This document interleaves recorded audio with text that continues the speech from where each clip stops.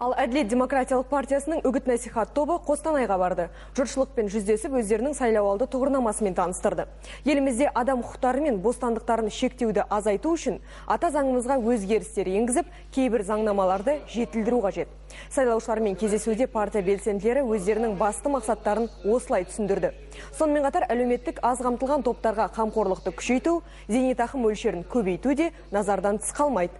Білім беру саласын өркендетуге, бұқараға қызмет көрсететін сала мамандарын қолдауға да күш саламыз дейді әділеттіктер. Мұғалімдердің, дәрігерлердің жағдайларын көтеруіміз керек.